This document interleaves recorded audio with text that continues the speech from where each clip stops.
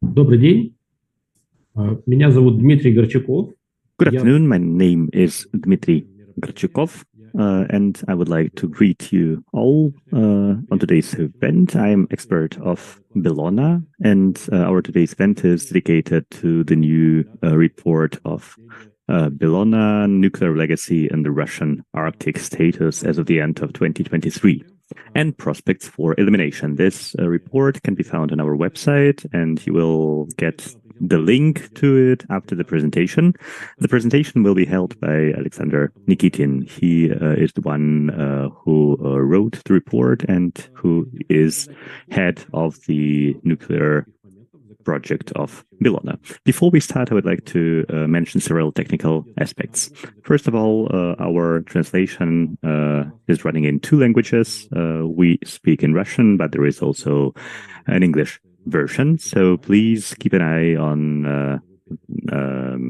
accessing the correct translations so that you understand everything. Alexander Nikitin is going to speak for around 30 minutes, and after that we will have around 1 hour for Q&A session. You can write your questions in the chat. It doesn't matter whether you type it in Russian or English, and I will read the questions aloud. That's it for the technical part, and now I would like to pass the mic to Alexander Nikitin. Thank you, Dmitry. Hello to everyone, and thank you for the interest to this topic and to our work.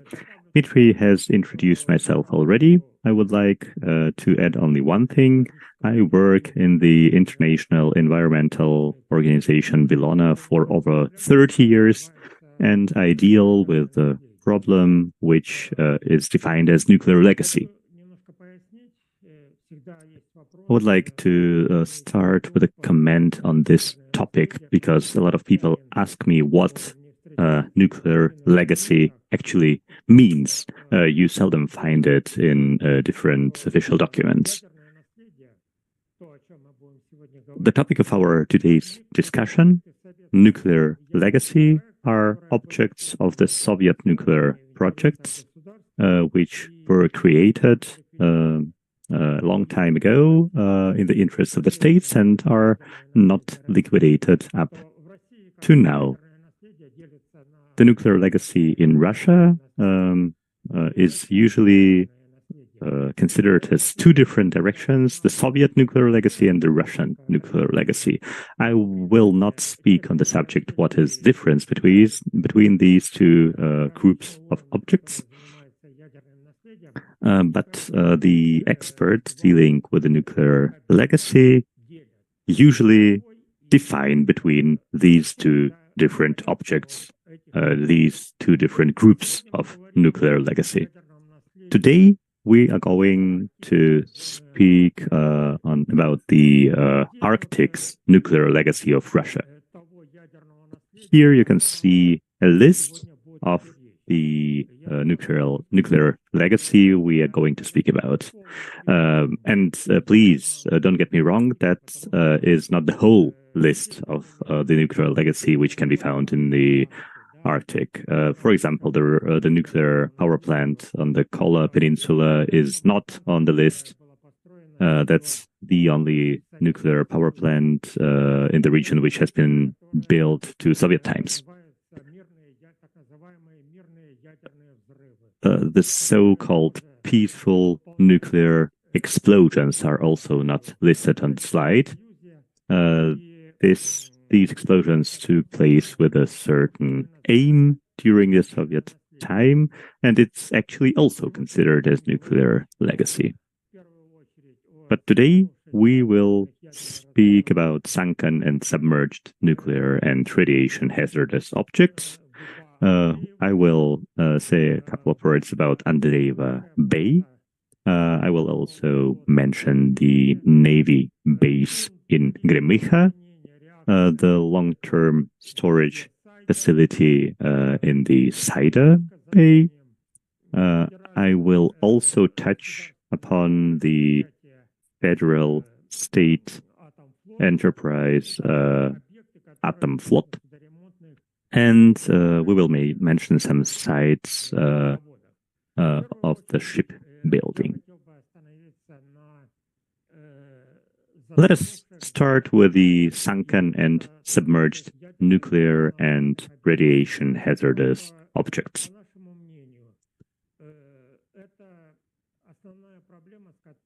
According to our opinion, these objects are the main problem. That's the core field where a solution is urgently needed. And the solution should be either found by Russia itself or, as it has been done before, in collaboration with international community and other states.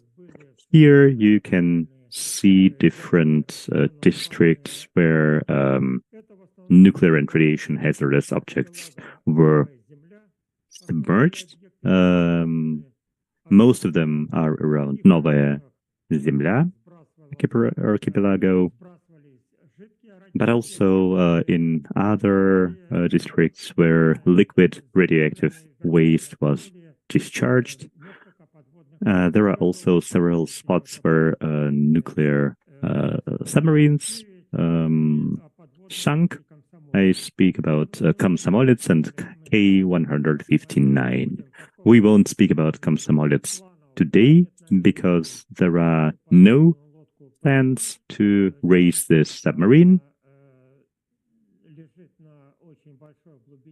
That's due to the fact that this submarine is lying in a depth of over 1,000 meters. Today we are going to speak about objects which can be raised, and before the outbreak of the war, there were plans to raise these drowned and sunken objects. As for the liquid radioactive waste, you can see the areas on the picture in the middle.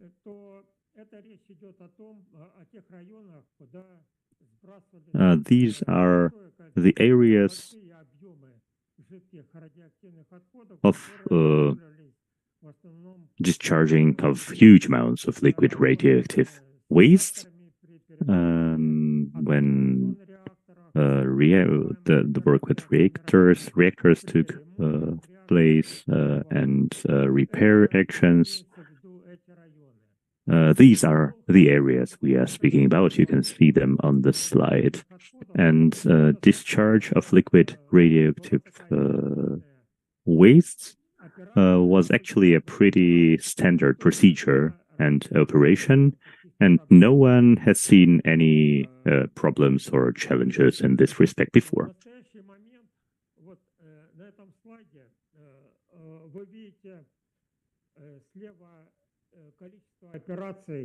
On this slide, you can see on the left side the number of operations for sinking of objects.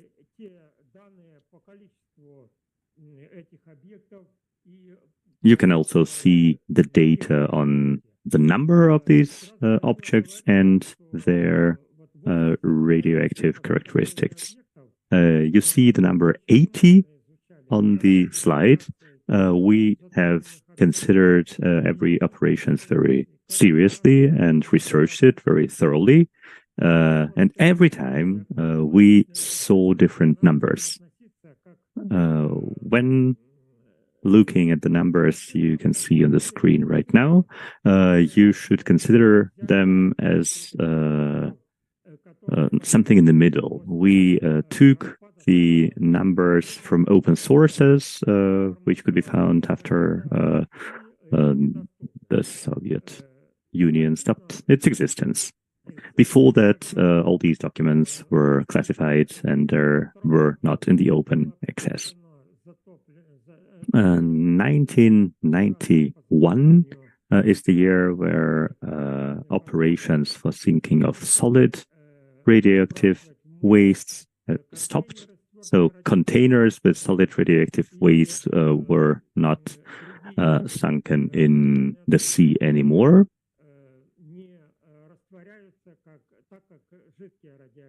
And also the liquid radioactive waste were stopped bringing to the seas. The only exception is the submarine K-159. If we look at the table on the right side of the slide, you can see the following. One nuclear submarine K-27 has been submerged, and two submarines sunk, K-278 Komsomolets and K-159. Reactor compartments K-11, K-19, and K-140 were also submerged. There you also can find the SNF. So all reactors are with SNF. Then the fuel assembly of nuclear icebreaker Lenin has been submerged. Also, there are ships with solid radioactive wastes, and there are numerous constructions, structures, containers with solid radioactive waste. Here you can also see the quantity. 7,000 containers with solid radioactive waste were thrown to the Kara Sea. Most of them are actually lying in the Kara Sea, but we should be careful with these numbers. I have met people who were responsible for these submerging operations, and even they were skeptical about the numbers which were found in the open sources.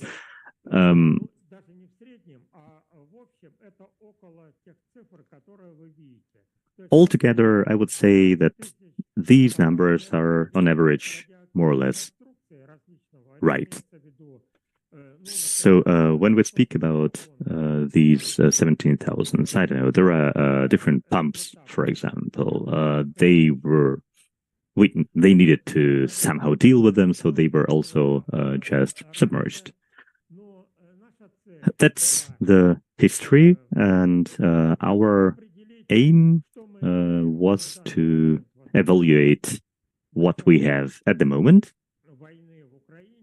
As moment, I define the start or the outbreak date of the war in Ukraine. And we wanted to estimate how the operations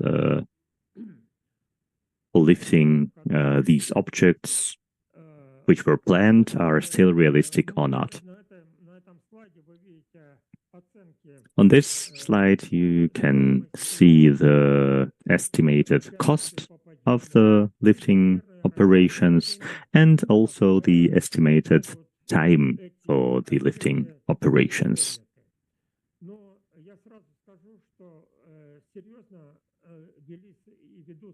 I would like to emphasize that actually only two nuclear submarines, K-159 and K-27 are the two submarines which really are planned to be lifted. As for containers, the nuclear reactor compartments, etc., no one is considering them as objects which are necessary to be lifted. The submarines K-27 and K-159 should be lifted. Before the war started, there was a huge planning work done. Also, a lot of international investors took part in the discussions. International governments and enterprises were part of the negotiations and discussions, but with the start of the war, most of these projects were stopped. And they're still on hold, and it's a huge question whether they will continue at some point of time. To raise these objects, huge work should be done. On this slide, you see a list of works which have to be done.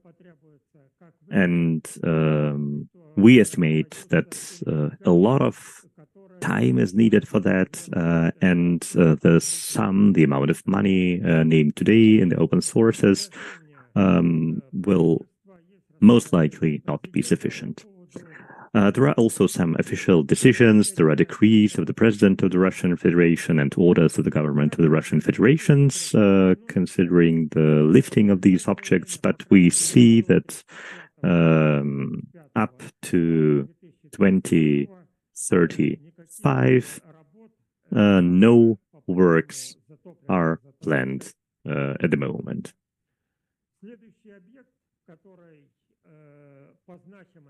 The next object which I want to speak of is the Andreeva Bay.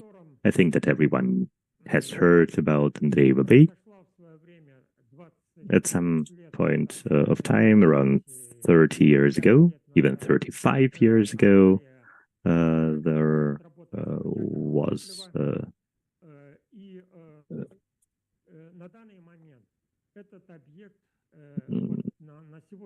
a huge problem, and at the moment this object looks like that. You can see the picture on the right side of the slide, where you see number 2023. Here you have the dry storage facility for spent nuclear fuel, and we speak about 3 tanks, 2A, 2B, and 3A.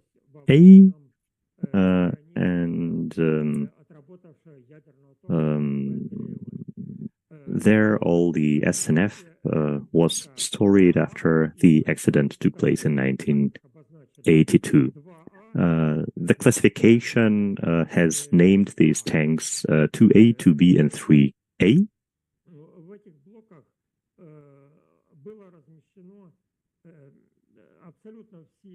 In these blocks, in these tanks, you can find all the SNF, which was reloaded from the storage facility after the accident. There was a special building erected to cover these tanks. The radiation protection measures were taken. At the moment, all SNF is unloaded from the tank 2A. The unloading is still in process from the tank 2B. Around 50% of SNF has already been unloaded. The second half is not that easy. There are some complications in this respect. Here is the so-called unconditional fuel, and Rosatom now faces the problem of unloading fuel from these 2 tanks, 2B and 3A. Each channel they have to work with needs an individual approach, and sometimes you need a whole project to be developed for a single channel to be able to unload a fuel from it. Rosatom has the following plan. They want to unload all the SNF by 2030. Well, that's a question how realistic these plans are. You never know what problems will appear when unloading the channels with non-conditioned spent nuclear fuel. The cost of this work is also not determined. Costs is a variable. The works run for already almost 30 years, and we saw that the cost was always increasing. We cannot say how high the cost will be at the moment when the unloading really takes place. The second object which can be found in the Andreeva Bay is the former SNF wet storage facility, the so-called building number 5. Here you can see the picture of this building, and that's how this building looks like today. There were no works whatsoever done with this object. This building, it was just closed for entrance so that no radiation comes out, and that's the state of how it looks like today.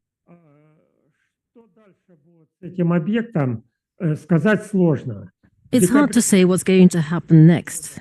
In December 2023, there have been some attempts. In fact, a concept was written for the decommissioning of this site. The overall target for the decommissioning of all the sites was to create the so-called brown lawn. But when and how this can be achieved, it is difficult to say. The overall cost for this project was established at about 2 billion rubles, approximately 25 million euros. But let me say this again. It's very hard to talk about any costs because the costs are changing depending on the kind of work that needs to be done. The timeline for the decommissioning of building number 5 and the entire site in Andreeva Bay is unclear. The deadlines are shifting, but according to our estimates, it will happen in approximately 10-12 years, possibly 15 years. It all depends on how much funding will be allocated, how much Rosatom would be interested in conducting this kind of work, whether it will want to scrap all these sites. So it is hard to say when exactly this kind of project may be terminated. The next site that we wrote about, that we focused on, and the one that I wanted to mention in my presentation is Gremikha. Gremikha is a branch of the Federal State Unitary Enterprise SEV-RAO. This is a site where Spain's nuclear fuel was stored. At this point in time, most of it has been withdrawn and shipped away. But the specific site that remains and is the object of our attention is the unloading infrastructure, the infrastructure that is used for the unloading of nuclear submarines. Now, that particular infrastructure was built with the support of France. We also had Italian funding, the funding from EBRD, from Sweden. And at this point in time, Rosatom needs to maintain this infrastructure. They believe that K-27 will be raised, and this is the nuclear submarine that has been submerged, and when it is raised, it will have to get rid of the spent nuclear fuel, and all these spent nuclear fuel assemblies will have to be taken away and taken care of. So there have been some conditions set in order to facilitate this. Right now, there hasn't been any work done there. This infrastructure was created there with the foreign funding, and it is being preserved as is. By the way, going back to the slide, if you look at the photograph in the lower right-hand corner, this is the Castor 59 submarine. You can see the photograph taken at the time when it was being shipped to the NERPA plant. And as it was being transported, it sank. So this is how it was being transported to the NERPA plant. Unfortunately, it didn't reach its destination. The next facility that I would like to mention here is the long-term storage Saida. This facility is a high-level facility. We have visited it several times. It was created with the financial support of Germany, and German engineers were the ones who created this entire facility. Currently,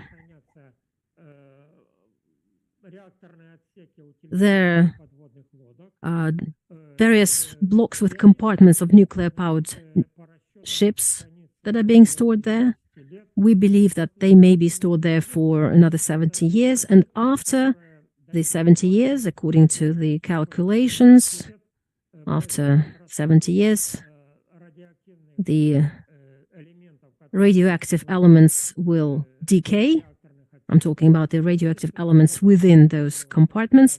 Obviously, the spent nuclear fuel has already been taken away.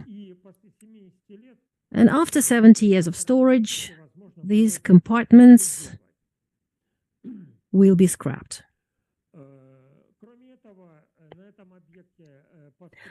At the same time, in this facility, we have a plant for disassembling of these blocks, and there's also a special storage for solid radioactive waste. At the bottom part of the slide, you can see the section for the nuclear submarine compartment storage right behind some of the buildings there. And these are the units for the disassembly and storage of radioactive waste. The next facility that needs to be mentioned here, the one that was covered in our report, is the state enterprise Atom Flot.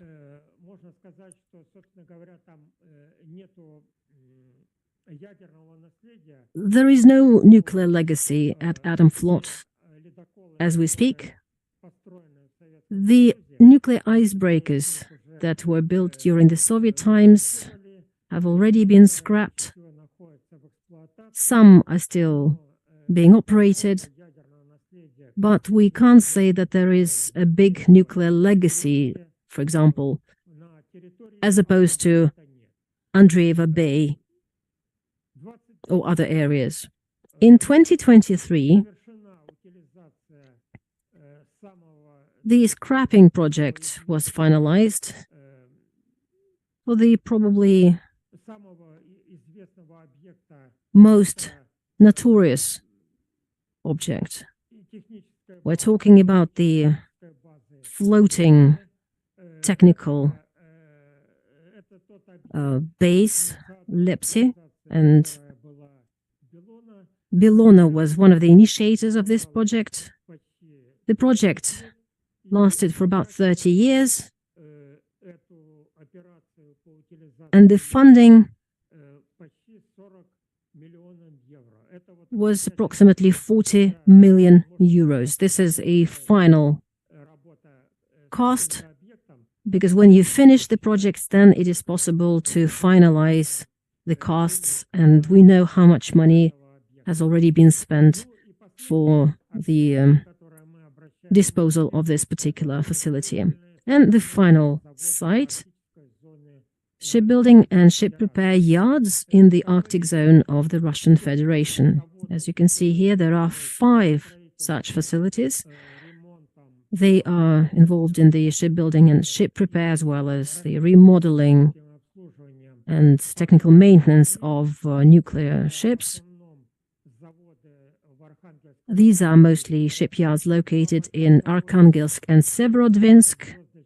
Sevmash and Zvyozdочка are 2 large shipyards, and there are 3 smaller ones in the Kola Peninsula, Nerpa, shipyard number 35 and shipyard number 10. In conclusion, I would like to say that we can say that over the past 20 years before the war, from 2001 to 2021, most of the radioactive and nuclear waste accumulated in the Kola Peninsula and in the Arkhangelsk region was localized. And Bellona was one of the most active participants in this project. According to Bellona's estimates, the elimination of the nuclear legacy in the Arctic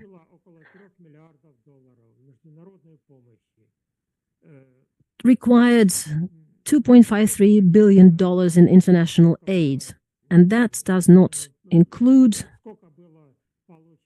the cost of various political, technical, informational, and other support activities, those that were initiated by the international community. The Soviet nuclear legacy that we keep talking about today, at the time of war, is not on a high priority list for the Russian Federation. And Bellona believes that there is no quick fix for these problems. And that is the main conclusion. Thank you for your attention. This is all that I wanted to say in my presentation. This was a very brief overview of our report. Thank you.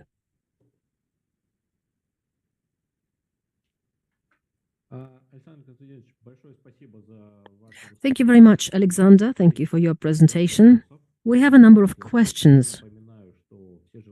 I'd like to remind everyone that everyone can send in questions. We are going to have a Q&A session right now. Let me read the questions as they came in. Now, I may be wrong in how I read the names, but I can see that there are some familiar names. I can see one of our regular attendees from India.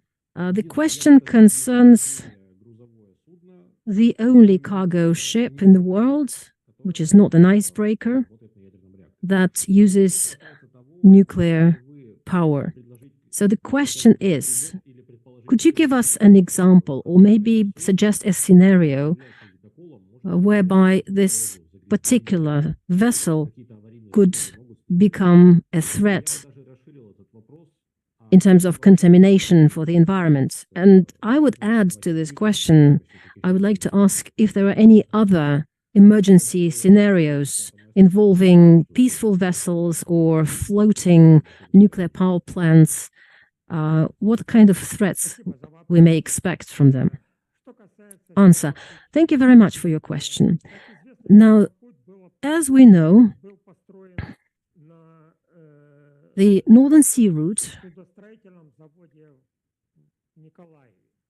started from the shipyards in Nikolaev in Ukraine. Well, the Sevmorput vessel was built in Ukraine, in Nikolaev, and it is the second generation of nuclear power units. It is not indeed a icebreaker. It is the only cargo vessel which is meant to transport cargo not only in the Northern Sea route. In fact, it was used there, but only accompanied by icebreakers. Now, Sevmorput, the vessel, and that probably is true for other nuclear-powered vessels, may bear some threat in terms of radioactive and nuclear threats. Now, first of all, we have to understand that this is a nuclear-powered vessel, and we know what may happen to nuclear units, because we have had some examples of emergencies involving military ships, but the power units are the same. They are the same kind of power units that are used in the Russian Navy, but also in the Russian trade vessels. So if there is an emergency situation, it may happen so that radioactivity is released, and that's one such scenario.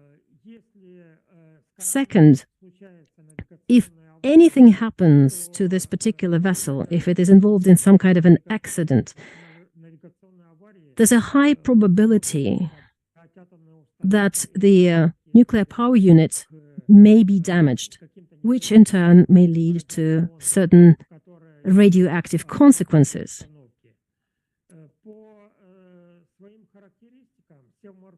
If you look at the technical characteristics of the Sevmorput vessel, in a normal operating mode, it is a very reliable vessel. So if there is no accident or no emergency, then I don't think that there may be any threats. We have no doubt that it is safe. But if we're talking about a floating nuclear power plant, that's the question that was added by you, Dmitry, then we have to understand that we are talking here about an NPP, which is exactly the same kind as an ordinary NPP, but it is also floating. If you have this kind of a power plant on the water, then there is some additional difficulties and therefore additional threats. Also, there are other problems. For example, a floating power plant was built using some older designs, and it took a long time to build it. And even though the design was changed as the construction was going on, it is still outdated. Today, there are safer and more modern designs, safer designs. So yes, a floating nuclear power plant will continue to operate until its end of its service life, but we have to be careful. It is always best to be careful about such kinds of technical objects, especially if they were built according to outdated designs. So that's what I can offer in terms of the Sevmorput vessel as well as the floating nuclear power plant. Dmitry, thank you very much, and I can add something to your answer.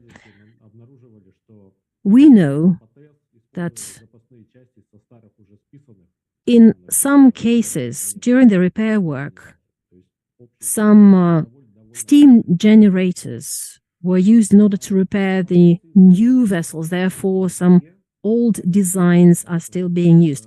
A question in Russian. Pavel Petrin asks a question. So, radioactive waste in Barents Sea, is it still being released or dumped in the sea? Alexander, thank you very much. This is really a very good question. Let me answer it this way. We have a law on dumping radioactive waste, and I already mentioned that. We don't have any legal framework for doing that. Now, if this is being done illegally, then, well, what can I say? I suppose, yes, this is being done. What I can tell you is this. When a nuclear submarine is heading home, the captain, the commander, is trying to make sure that if they have any liquid waste in the tanks, if they accumulate some liquid waste, they try to get back to the base with dry tanks so that it was not a problem for anyone, because otherwise they will have to go through a whole long procedure of draining those tanks. Now, we're not talking about large amounts. We're talking about possibly 1.5 tons of liquid waste, but this is being dumped anyway. So let's say this again. There are no legal procedures for that, and nobody can tell you whether or not people are actually doing that. But illegally, this may still happen, yes. Dmitry, are you talking about military ships or civilian ships as well? Alexander, I think both. I think icebreakers, nuclear icebreakers are doing the same. Dmitry, another question from Pavel Petrin. What about Komsomolets? Is it a threat for the Barents Sea? Alexander, well, let me tell you this. This is a very special object. Apart from the spent nuclear fuel inside, they also have nuclear warheads inside the submarine. So I don't think we can safely say that it is not a threat. It is a threat, but at the same time, the general approach is this. There are visits organized to the submarine with measurements taken in order to see whether there's any release, but nobody even talks about it. I'm not even saying that there are any plans or concepts. There are no even conversations about raising this submarine because nobody understands how this would be possible. How can anyone raise a submarine from that kind of depth? But potentially, yes, this is a dangerous object. Ответ. Вопрос от наших хороших знакомых норвежского издания Independent Barents Observer. Вопрос об отработавшем ядерном топливе атомных подлодок. A question about Gremikha nuclear submarines and the wastes that are sent to Mayak, as you mentioned. Yes, that's like that.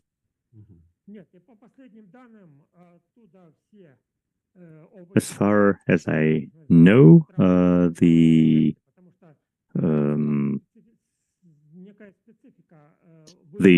nuclear parts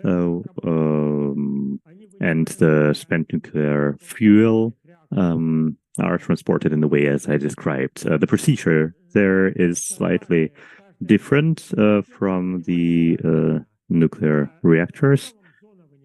The whole zone of nuclear pods is disassembled and they pack it after disassembly into a special container, and then it's sold to Mayak.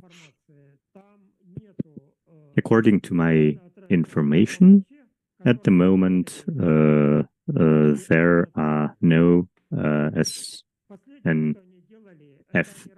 which were taken from the reactor but have not been sent to Mayak.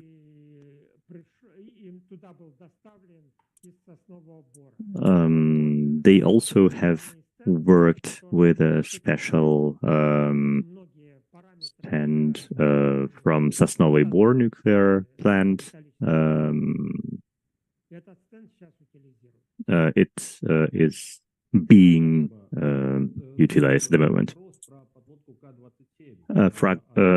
Question about K-27 from John Warden. Can you say a couple of words about the impact of this submarine on the environment? Is it possible to somehow to evaluate how dangerous it is? Maybe you might do kind of prognosis for that. Why is everyone so considered about K-27?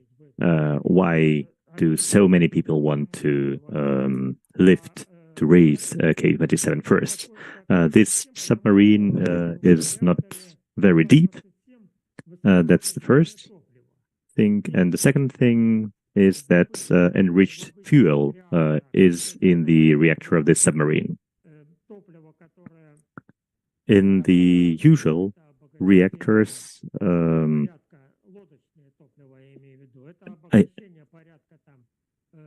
there is nuclear fuel enriched by around 20-25% used, and here in this submarine, the fuel is enriched by around 50%, and that is the issue with this submarine.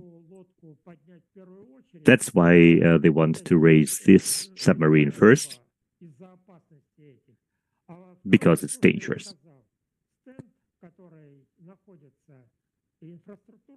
And I have also mentioned the infrastructure in Gremikha. This infrastructure can't stand there forever, waiting for the submarine to be raised. They want to finalize this project with this submarine and keep on going. There were several scenarios which were developed during the years, considering the future of this submarine. The worst case scenario and the normal case scenario. The worst case scenario is that the reactor will get more dangerous. Why is this submarine for around 50 years there?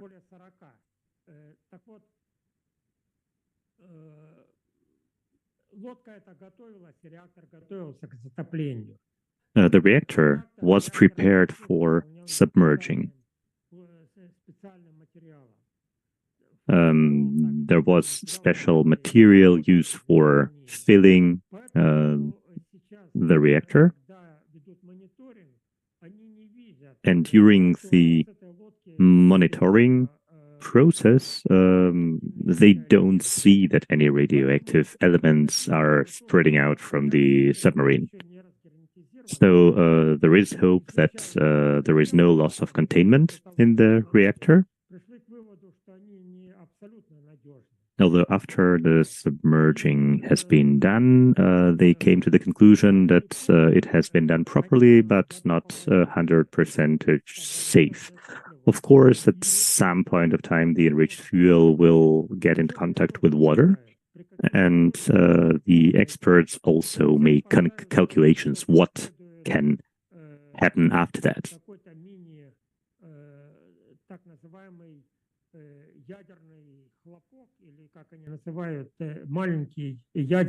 A small nuclear explosion, as they call it, might come up, and of course there will be no nuclear explosion as you imagine it when a nuclear bomb is exploded. That's not going to be the case.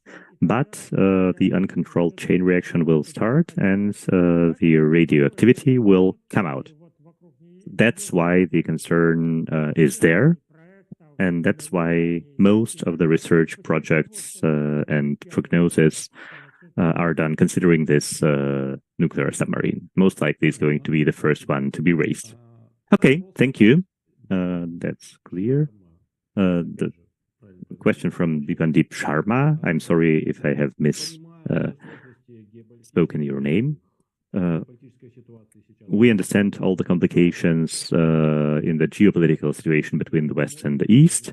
But can you imagine that some collaboration between Russia and the West is still possible in the future with these nuclear objects in the Arctics? Well, at the moment, it's very hard to say how the perspectives of these collaborations might look like for the future. Some experts say, let's look at this as a security issue. Let's forget about the politics. But we see that it's impossible. The war is running, and the politics depend on the war.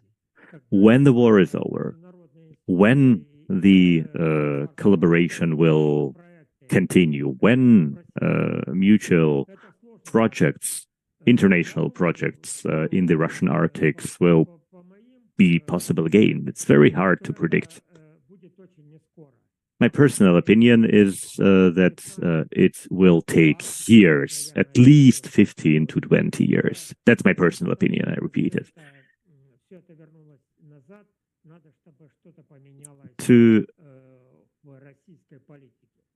To change the situation, you need a change in Russian politics. Okay, thank you for the answer. Another question from the same person. What can be the role on non-Arctic states in respect of these nuclear dangers in the Russian Arctic? Can they play any role? What's your opinion? Answer. Non-Arctic states were present there before the war. For example, France or Germany.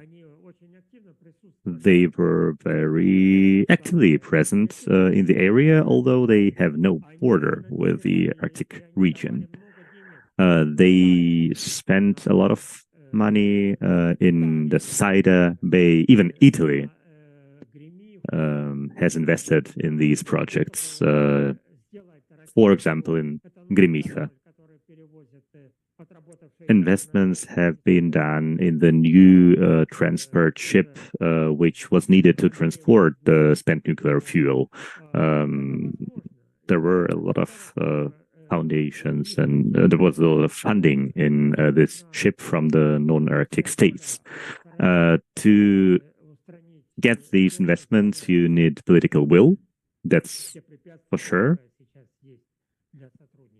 And then also the challenges for collaboration, which currently are there, must be removed. If the situation stays as it is, I can hardly imagine that these countries will continue the collaboration and funding. Although China is eager to take part in these projects, and that might be possible that China finds an agreement in this respect with Russia and India, by the way, too. Yeah, China and India are not part of the Western world, which Russia is in conflict with. Have they participated in the question of nuclear legacy before? Answer: I can't tell you for sure about India, but I know that in the far eastern part of Russia, China was pretty active. There you also have some objects of the nuclear legacy, and some parts of the nuclear submarines must be utilized there, but it's not considered as Arctic nuclear legacy. Another question from Independent Barents Observer about Gremikha. You have just mentioned the transportation ship Rossita. Last autumn, this ship was in Gremikha before it went to Novaya Zemlya archipelago. I think that in autumn we have discussed this topic. Why did the ship do it? Do you have some explanations? What does this vessel usually do? Well, okay, that is a transport vessel. If this transport vessel is going somewhere, it usually carries some cargo or plans to carry some cargo. It's very hard to say what kind of goods are transported by this vessel. We don't have a chance to observe it. Maybe you can use satellites to try to understand what's inside. But what we know, this vessel came to Gremikha port and then left for Nova Zemlya.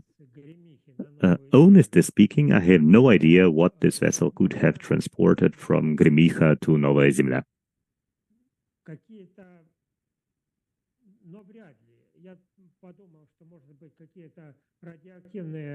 I had a thought that it might have been some radioactive wastes, but that's pretty unlikely because there is Saida, and in Saida, all the radioactive wastes from the coastline are currently being collected. There is no common sense and no sense in establishing a storage unit on Nova Zemlya. And it's unlikely that they use the old facilities for these purposes. So I have no idea. Maybe this vessel has brought some usual goods to Gremikha. That is also possible. And then went to Nova Zemlya to take some goods from there. It is also possible. We have no information about what was in this vessel. Okay, thank you. Question from Pinar Timirkan. If I understand this question correctly, it goes as following. The nuclear icebreakers are working in the Arctic region. There is some radioactive danger or some risks connected with using them, but does it make sense to use them considering that the Arctic ice is melting? Yeah, that is a very good question. I actually have asked this question myself to the chief of this unit of Rosatom. Smiled back and told me that it's convenient to use nuclear icebreakers. We are always ready to go through the ice barriers, and at the moment the situation with melting ice is not so that there is no ice to break at all. So on one way he just jumped off the question, and on the other hand he is sure that ice still will be there, so icebreakers still will be needed. Okay, thank you. Maybe these icebreakers are also used for transporting the hydrocarbons, but I don't see a point in asking a question about the moral side of transporting them. Another question, I'm not sure whether it makes sense to say who asked it. It's our account friend Nikita. I think that you understand who I mentioned. Hello, Mr. Nikitin, thank you very much for your presentation. Are there any estimates of the volumes of liquid wastes? Could you please repeat the question? Are there any estimates for the volume of liquid radioactive wastes which were thrown into the seas, I assume, in the region of Arctic? Okay, I will try to answer it that way. The liquid wastes were mostly waste from the places of technical maintenance of the ships. When, for example, the generators were exchanged or replaced, when changes have been made, some liquid radioactive wastes came up. So they are well known, I would put it that way. It's also well known what kind of wastes they are. some parts of the nuclear fuel. There is no secret in that. There are no secret components. Whether this process was anyhow controlled, that's a question. Whether some heavy contamination was tried to be avoided, I don't think so. 1992, Russia has signed the Convention on Prohibiting the fluid nuclear waste being submerged into the sea. And I remember the discussions which took place by that time. There was a question, what are we going to do now if they prohibit us to throw the radioactive waste into the seas? By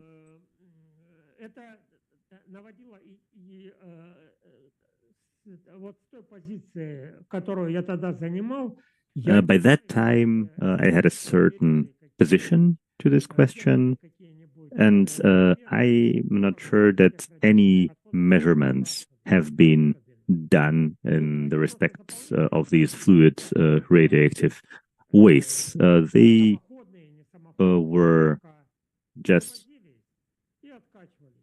the tankers were just filled with them and they were pumped down into the sea. There are no data on this subject, and for example, Rosatom has received some documentations from the Northern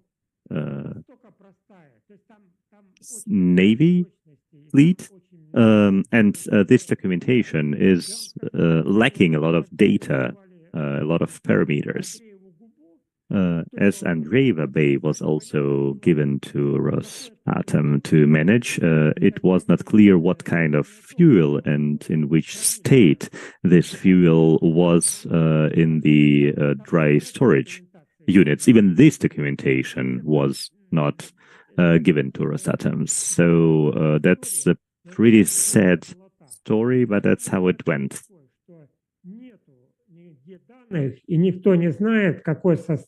So basically, there's no data and nobody knows the composition of radioactive waste and what kind of radioactive waste and whether or not they are safe for those areas where this waste is dumped.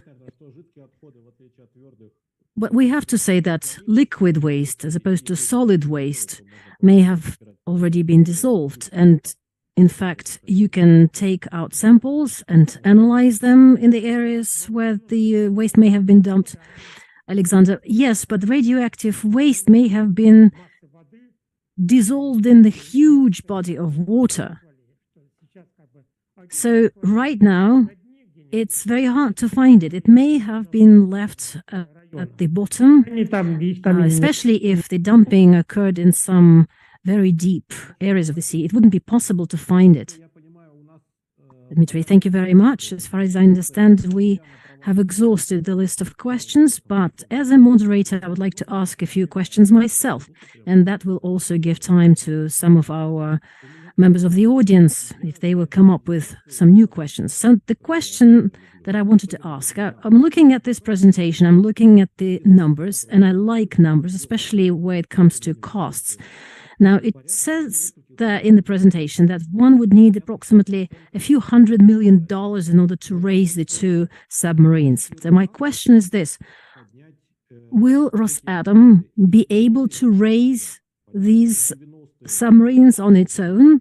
Is it all about money? I understand that in the 1990s, there was no money in the Russian Federation, so they needed funding. But Rosatom is a huge company. Last year, the profits was in the area of billions of dollars, not just millions. So do you think they can afford to raise the submarines, and do they actually need international help to do that? What do you think? Alexander, I think in a simple situation, outside of the war situation, outside of the overall political situation, this would have been possible. However, until 2022, as I was observing Rosatom, I could see that Rosatom was very much interested in getting international investors. They didn't want them to leave. They wanted investors, for example, Norway, to stay in Andreeva Bay because they were funding some of the facilities there. They wanted France to stay, and so on. And it was painful for them when investors were leaving. When the UK left, for instance, this was taken very badly. So there's no such thing as too much money. And obviously, Rosatom would prefer to have foreign investors there. They were prepared to share information. They were prepared to cooperate. And we know that Rosatom has its own money, and that may have been enough. And we know that Rosatom is earning a lot. But as you understand, the financial situation and the economic situation is now being managed by other ministries. And even the money that is being earned by Rosatom, this is not something that they can use without an order. This is all coordinated with the president and various government structures. And there are other ways to spend this money on. For example, I just read an article about 2 billion rubles being spent every hour on this war. 2 billion rubles every hour. So make your own calculations how much money Russia needs in order to continue this war. So yes, they can afford it, but they cannot afford it. That's my answer to your question, Dmitry. But it's not only about money, right? It's also technology that they may require. Alexander, yes, indeed.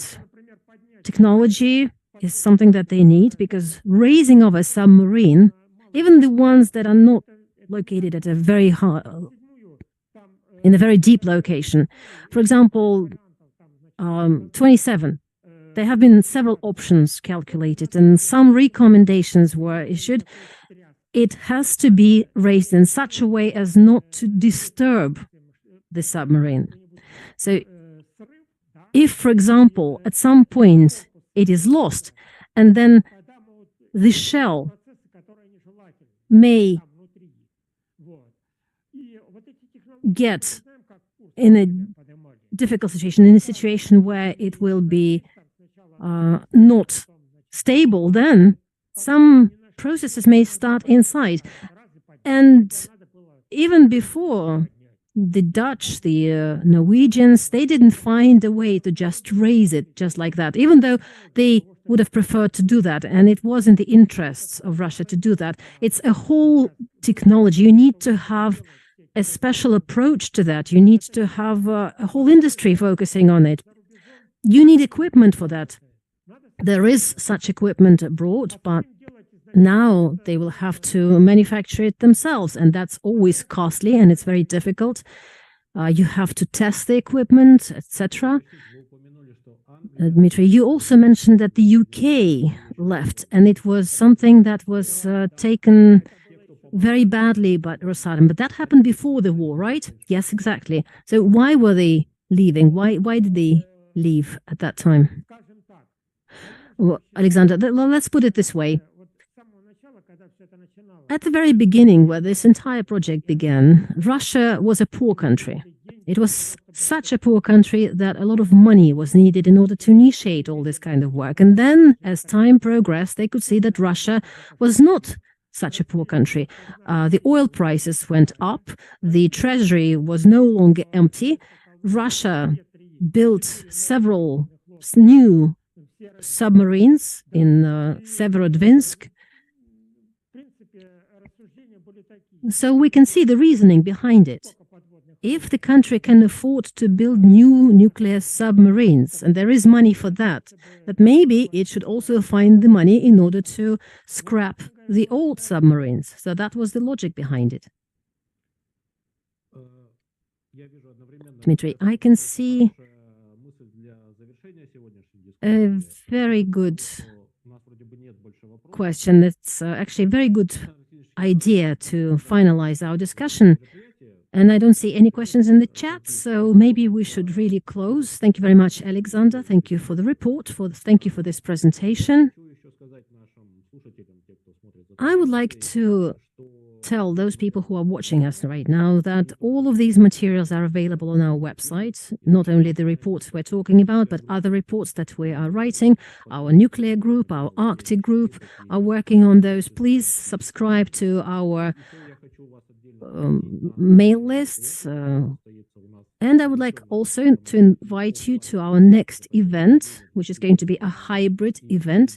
An offline event will take place in Berlin on the 27th of May, and you will be able to watch it online as well. We're going to have a presentation of a journal on the environmental law. This event will be dedicated to the environmental movement in Russia and its future. Thank you very much. Alexander, would you like to say something to close this meeting? Alexander, yes, thank you. Thank you very much. I didn't dwell into the history of all of these facilities that we mentioned during this presentation, but if you go to our website, you will see that we have a lot of materials for each of these facilities. And every year we wrote some kind of documents with lots of details which might be of greater interest to you. So if you are interested in this topic, please go to our website. If you have any questions, please write to us, and we will be able to respond to all of your questions in writing. Once again, thank you very much, and see you next time.